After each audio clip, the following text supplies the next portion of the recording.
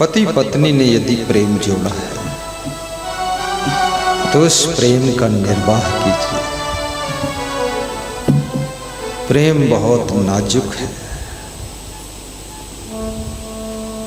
किसी के प्रति प्रेम मुश्किल से पैदा होता है और मुश्किल से पैदा होने वाला प्रेम मुश्किल से ही निभता है और मुश्किल से ही प्रेम की यात्रा पार होती है। इसलिए मुश्किलें आपकी जिंदगी की चुनौती है।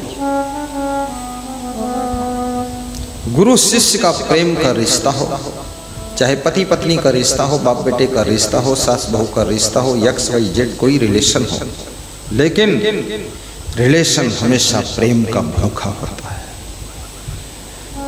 रिलेशन की जान प्रीति है, प्रेम है।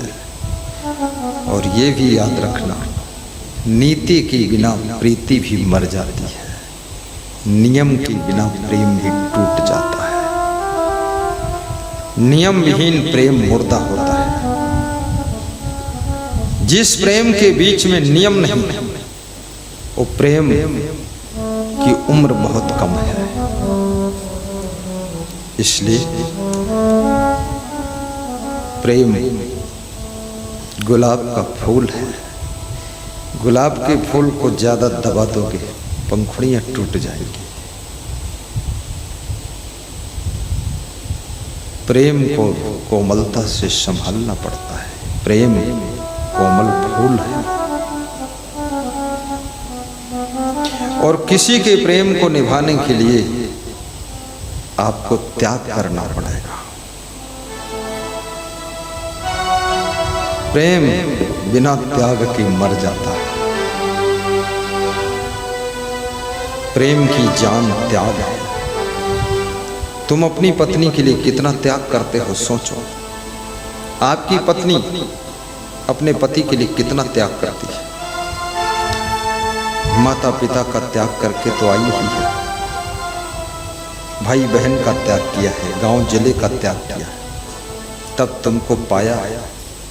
एक पति को पाने के लिए कितनों को त्याग करना पड़ता है। और पति मिल गया, त्याग से पति मिला है। इसलिए पति को हमेशा बनाए रखने के लिए जिंदगी भर नारी को त्याग के पथ पर चलना चाहिए, तो ही पति परमानेंट तुम्हारी रक्षा करे। बोलिए सद्गुरु भगवान की जय। तालियां भी बजाया करो। यहाँ श्रोता जो है, मुझे लगता है गर्मी की मारी हुई आत्माएं सभी इकट्ठी हुई है। अपने गृहस्थ आश्रम की चोटों से घायल आत्माएं यहाँ आकर बैठी हैं। गुरु डॉक्टरी कर रहा है, मलहम पट्टी लगा रहा है। अरे क्या बात करते हैं आप, जोर से ताली बजा दिया करो।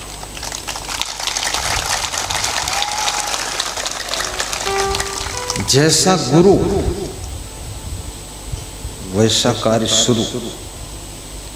ये है ऐसा गुरु, ये ताली बजाने वाला गुरु, हंसने वाला गुरु, हंसाने वाला गुरु, सरल शब्दों में गहरी बात को कहने वाला गुरु। इसलिए इस गुरु के साथ में तालियां भी शुरू और हंसी भी शुरू।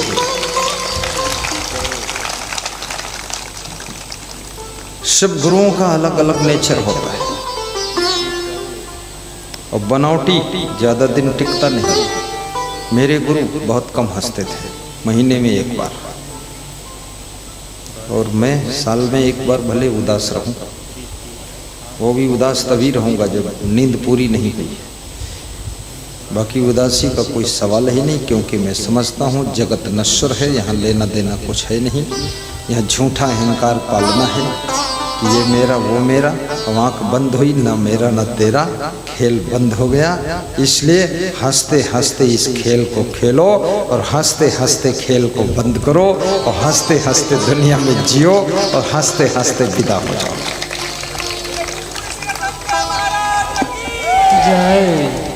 तुम्हारे बहुत सीरियस रहने से तुम्हारी पत्नी को क्या फर्क पड़ता है, तुम्हारे पति को क्या फर्क पड़ता है, तुम्हारे माँ बाप बेटे को क्या फर्क पड़ता, भाई को क्या फर्क पड़ता, दुनिया को क्या फर्क पड़ता। तुम मुँह ऐंठते रहो, तुम टेंशन में बने रहो, तुम लार टपकाते रहो, पागल बने रहो। दुनिया अपनी चाल में चलती है, तुम्हारी इतनी परवाह इस दुनिया को नहीं है। तुम जैसे बहुत लोग आए और गुजर गए और दुनिया अपनी राह पर चलती रहती है। इसलिए थोड़ा जिंदगी को मस्त बनाइए।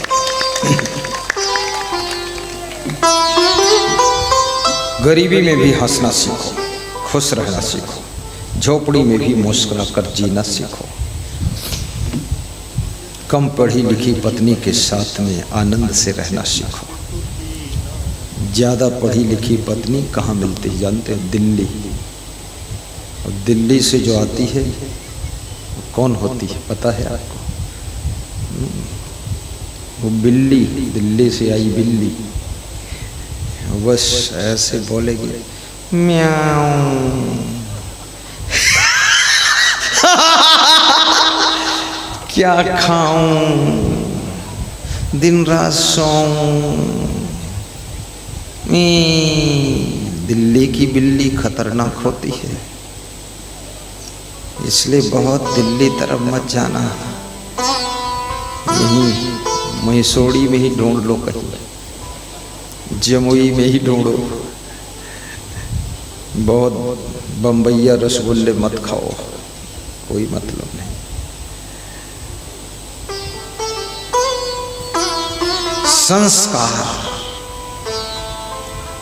से श्रृंगारित बेटी आपकी पत्नी बनेगी तो घर में खुशियों के फूल खिलेंगे। संस्कारवान पुरुष जब तुम्हारा पति बनेगा, याद रखना उस पति के साथ में तुमको सुकून मिलेगा। धनवान पति आपको धन दे सकता है, सामान दे सकता है, लेकिन आपको सुख और शांति नहीं दे सकता है। संस्कारवान, गुणवान, महान, चरित्रवान पति आपकी आत्मा को शीतलता दे सकता है। इसलिए याद रखना, पति सबसे पहले गुणवान होना चाहिए, संस्कारवान होना चाहिए, चरित्रवान होना चाहिए, महान होना चाहिए, बुद्धिमान होना चाहिए, विवेकवान होना चाहिए और शाकाहारी होना चाहिए और सदाचारी होना चाहिए। और पति थोड़ा व्यापारी भी होना चाहिए। और पति ऐसा होना चाहिए कि बेविचारी नहीं होना चाहिए, बेविचारी नहीं होना